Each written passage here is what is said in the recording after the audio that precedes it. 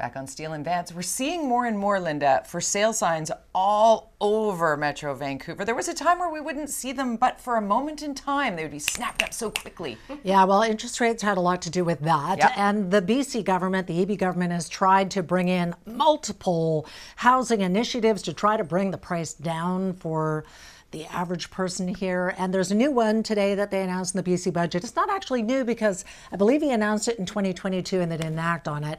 And it is a flipping tax. So if you buy a property and then you flip it within the first year, is it 20% tax? 20% tax on that. And then there's a sort of a sliding scale on year two. And then after year two, you can do what you like. Even if it's your primary residence, though. I mean, that's a thing. And it's so complicated. I feel like we've heard this before. Well, so the question is it going to make any difference? So let's find out from someone who's on the ground dealing in the real estate market every day. Sarah Daniels, thanks for joining us. Thanks for having me. Is the flipping tax going to make housing less expensive? No.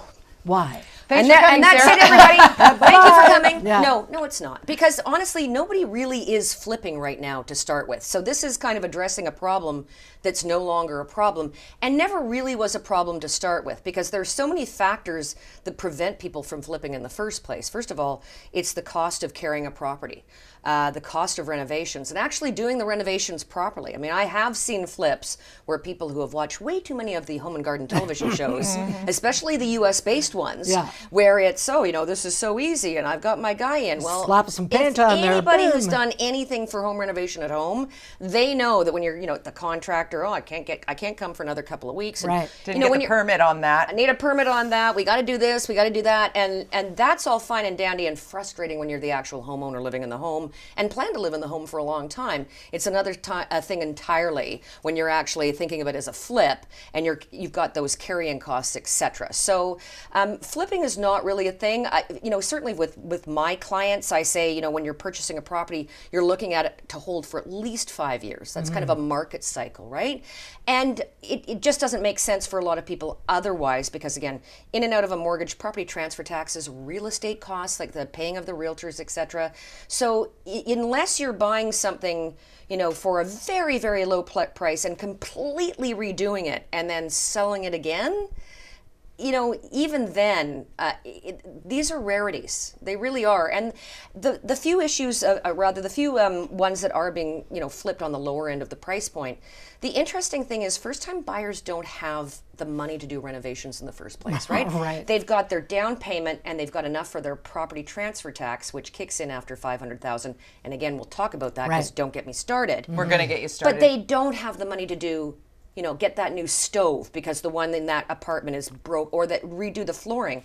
So in a bizarre way, sometimes flippers can be helpful because they go in and take a piece of junk and turn it into something lovely that a first-time buyer can actually live in and finance. Right. Because it's all part of the finance cost. They don't have the money to do the stuff after purchasing. And so sometimes the flipper can be beneficial, bizarrely enough. Bizarrely enough. So when we're talking about markets, I like to pick your brain about what the market is like. Because if you read the headlines, the headlines are, we need to cool this market. We need to cool it down. Like, let's put a tax on flipping. You say flipping's not a thing.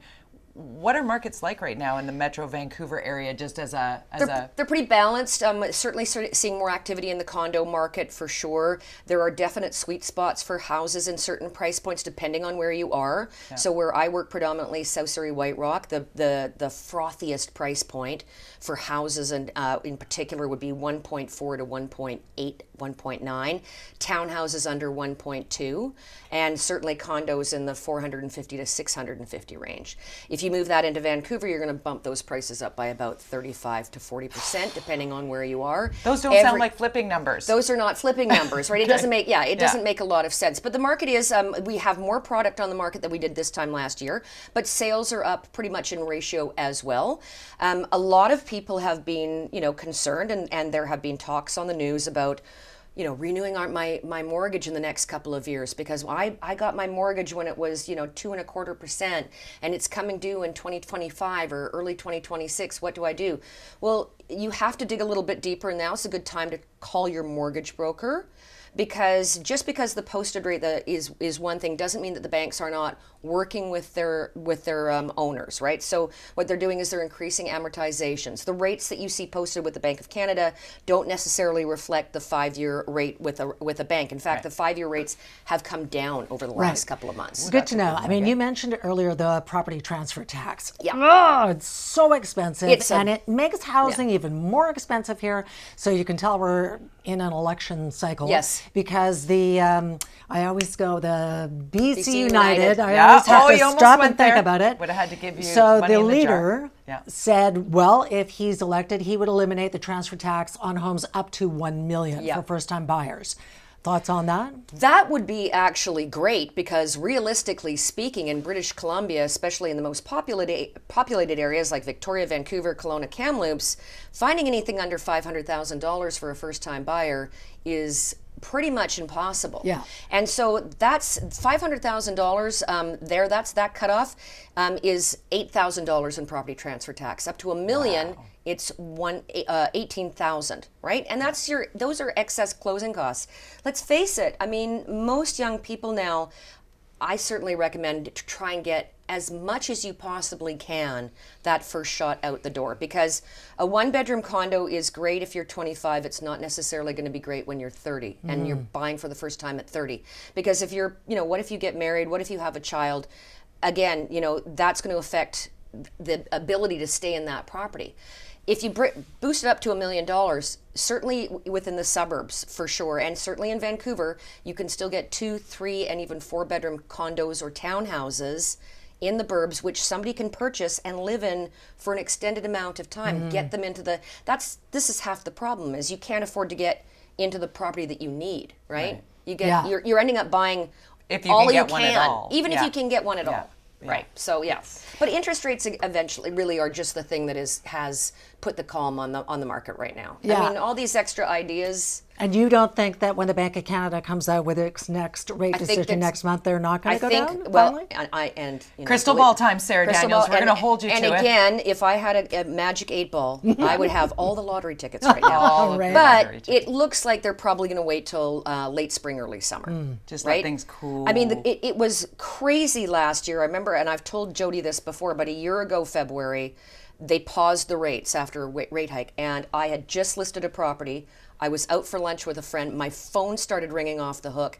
It went from 0 to 160 all at once. The funny thing is the pause is actually relieving a lot of stress from people. Right. So there's not really a great demand right now to say, okay, we're going to start bringing them down. Oh, it's great to have you here because you bring that perspective and really the understanding behind what we're looking at, because every area is different, and every person's personal needs are different. So especially for younger buyers, and I know a lot of parents that have kids that are trying to get in the market right now, is tell them not to rely on what their friends are doing or anything else like that. Focus on what your needs are, and your wants can come later. Good advice. Well, we'll watch and see what the Bank of Canada does. Yeah. Either way, if they hold, at least they're not going up. Exactly. If they're going down. Exactly. They're not going to go up. Hold on to the positives, Liz. Gratitude. Gratitude to you, Sarah Daniels. Thank you so much. Thanks for having you here. By the way, I did talk to Kevin Falcon when he was the finance minister and asked about that property transfer tax because prices were nutty then. And he said, well, we need the money that we're bringing in. So suddenly opposition, well, we should just, anyway. We've heard that song before. We have indeed. You know what, coming up later on the show, we're going to introduce you to, if you're unfamiliar with, Invictus Games, because the games are coming Vancouver Whistler in 2025. It's going to be COO fun. Is here. Yep. And up next, cyber scammers are busier than ever before. When are they not, right? And it's not just seniors at risk. Now they're tricking younger consumers too. We'll tell you more about that next. We're getting into it, and we're also getting into our viewing party. Elena in Surrey, you're on the show. Hi. We have Aaron and Bella. Thank you so much for watching. So cute. Glenn in Port Alberni loves the show. We love you right back, Glenn. And Ivan and Rose in Garden Bay.